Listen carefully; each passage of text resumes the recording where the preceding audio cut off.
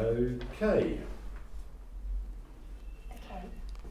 So, to begin with, if you wouldn't mind introducing yourself, so your name and your role. Thank you very much. My name is Rama Anthony, and I am the country director for VSO Uganda.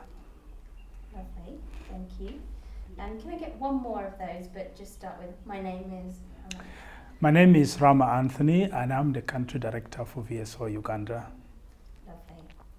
Okay, could you tell me, what do you think makes, in your opinion, VSO unique? VSO is unique in the sense that we deliver our development assistance through volunteers.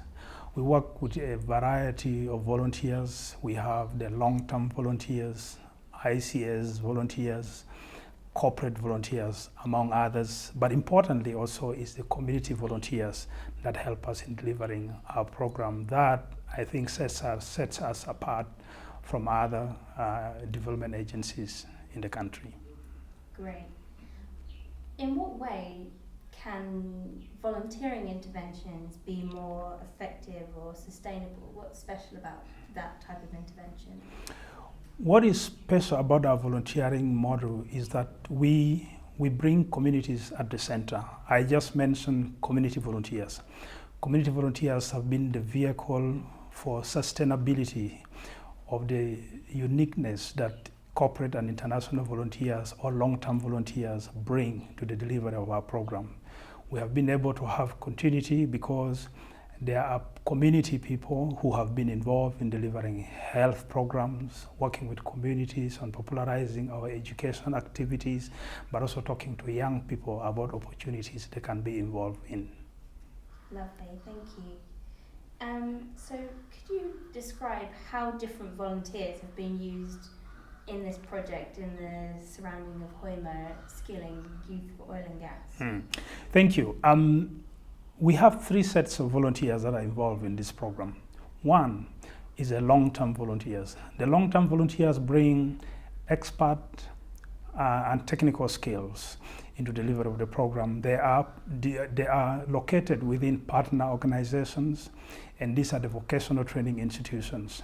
There are tutors in specific skill sets that these VTIs do not have, but also we have long-term volunteers that are working with the VTIs on work readiness. That is a unique contribution of the long-term volunteers. Now, corporate volunteers come for a short period of time, like the sub-volunteers. They are providing unique but highly technical support to the vocational training institutions. For instance, in the last 1 month of the sub-volunteers, they have supported these institutions in developing management information systems, automating those systems, training tutors on how to use them. And lastly is the ICS, the young volunteers. The ICS volunteers are involved in popularizing, going to community and creating awareness of what the sub-program is doing and what the opportunities are there for young people in this sub-region in Hoima, but the greater Albertine sub-region. Lovely, thank you. Now, what do you think makes VSO attractive as a partner to a corporation like SAP? Just hold on a minute. Just change the view.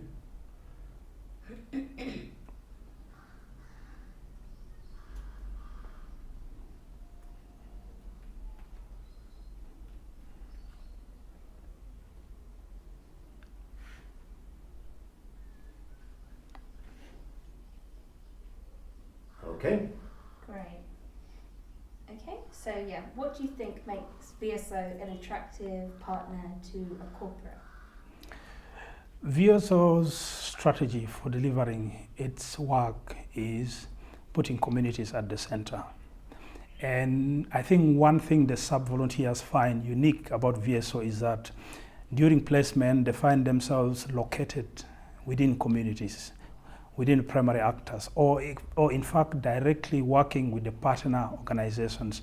As we speak, in the last 1 month, we have had the sub-volunteers spending time with the 3 vocational training institutions, being there every day, working side by side with them, getting to appreciate the challenges that these partners and the primary actors go through. That is very unique if you compare it with the other institutions that technical volunteers like sub-volunteers would come this way, but would be located outside. They would make visits and leave. In our case, the volunteers spend time, they accompany and they work side by side with the primary actors and the partners. That's lovely, thank you. And why are corporate partnerships important to VSO? Corporate partnerships are important to VSO because one, as I said earlier, that we believe in people being at the center of what we do. And we believe in partnerships. We can't do this alone. This can only happen when we have others playing side by side with us. And that is why we think corporate volunteers add value to what we do. We are deliberate in working with the private sector because they bring unique experiences to the quality of the programs we deliver. So that is one reason why corporate volunteers are different, but also they bring unique experiences and learning from the private sector. That, I think, has added value to the way VSO delivers its programs in Uganda. Lovely, thank you. Just two more questions. I want to ask now about the context for this program. Can you maybe explain a little bit about what is the challenge, the development challenge that's currently facing Uganda and how this project might help? Uganda just celebrated its 56th independence anniversary, actually this month on the 9th. As we speak, in the last close to 32 years of the current government in power, there have been improvements, milestones, so to say, that stability has been there. More young people have been able to go through school, and that is a huge workforce coming through the education system. Unfortunately, these young people haven't been skilled and provided with the right skill sets to find employment or create businesses for themselves. As we speak today, about 75% of the population in Uganda is just under 30 years. That is a massive resource, but also a risk if it is not being deployed properly. We are optimistic as a country that oil was discovered in the Albertine sub-region about 10 years or so ago. So much is going on in getting that oil flowing, but the young people, the Ugandan young people, and especially in this sub-region, feel they are not participating in that space. So we see a risk that if these young people are not located, they are not participating in this opportunity, it could be a danger for the long-term oil discovery in the Albertine sub-region. We have seen across the media in the recent past cases of young people protesting openly because they feel they are not finding opportunities to find gainful employment, to provide for themselves and their families. So those are the broader challenges that we face as a country, how to turn the huge young population as a potential resource for our country. That's wonderful. Can you just tell a little bit specifically about youth unemployment? I understand it's very high. Youth unemployment is very high. As I said, 75% of the population is under 30 years. Agriculture employs 80%. Financing towards agriculture is under 5% of our national budget. The young people they don't see agriculture as a place for them to participate because the opportunities have only been in the farm, but we are saying there are opportunities off farm. And we want to see the young people participate along that. We are working with the VTIs across the agriculture value chain so that young people can see opportunities for them to participate in agriculture, not only in the farm, but off farm. And what industries are coming to Uganda along with oil and gas? Well, I mean, the infrastructure sector is booming, but there are many questions also being asked on who is really taking lead and what is the space for young people to participate within that industry. That is one concern. But also just the oil, as we are talking about. There is massive work ongoing with the construction of the refinery and so forth. The biggest challenge for us right now is that our young people do not have the right skill sets, the right certification to be involved. Sorry, can you just wait for that car to go? And then we'll start with the biggest challenge. Yeah, yeah. It's great. Okay. Really good. I hope there's not like going to be a fleet of vehicles After lunch. minibuses Yeah. after lunch. Yeah. Is the door open as well? I thought I heard something happen there. Yeah, the door is open.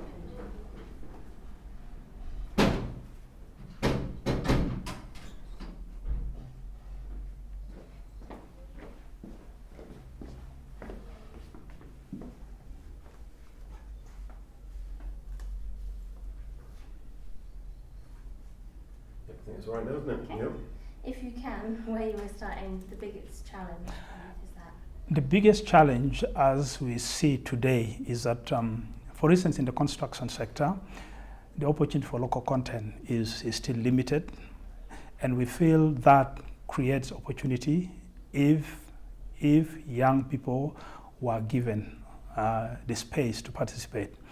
Within the refinery construction and all that is going on with the oil discovery in this sub-region, again, the young people do not have the right certifications and the training to find absorption into the oil sector.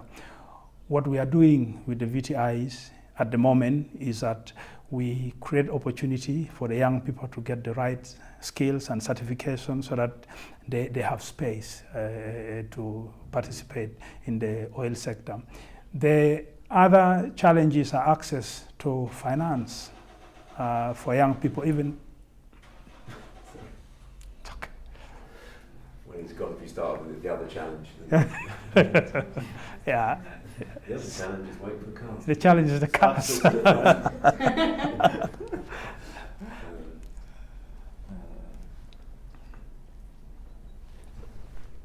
No, any Right. static noise is so Loud. serious. Yeah. The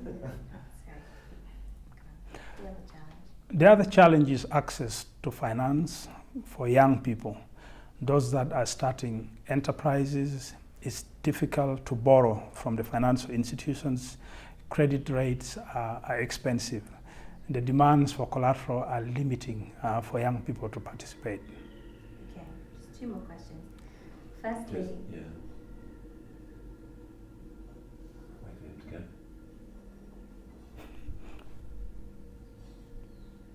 He's not going. He's gone. You can ask your question. okay, yeah. It's still there. Okay. Okay, so firstly, could you tell me, what do you think will be the cost to society if youth unemployment stays as high as it is, if nothing is done? I think as a country is an existential challenge for us. That if the youth unemployment question is not resolved, it is creating risks for the very existence of our society, because there is no doubt growing tension that this massive youth population, we are about 40 million, and we are saying 75% of that is young people. If they are not given opportunity, it could go wrong with the very existence of our own country. Lovely.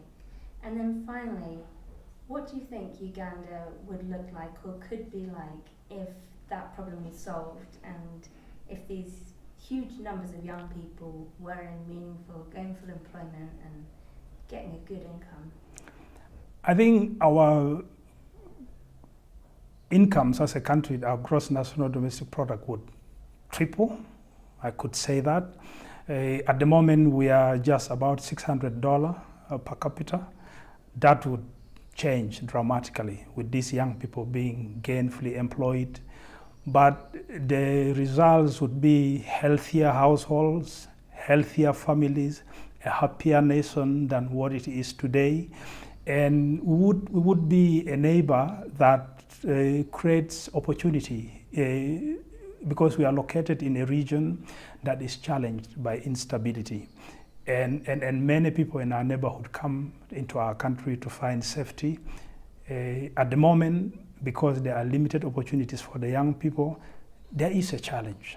The young people are saying we are not involved. But if our young people were differently involved, I think we would even be a better safe haven, a peace safe haven for the sub-region. That was lovely. Can I ask for one more version of that, but perhaps a little shorter, if you wouldn't mind starting with if youth unemployment could be brought down? If youth unemployment can be brought down, Uganda would be a happier country. Families would be able to put food on the table that are struggling now. Children will be able to go to school. Women that are struggling to find opportunities will be able to participate in this country. At the moment, that's not yet. Perfect. Thank you. Thank you. Great. That was lovely. Thank you. Really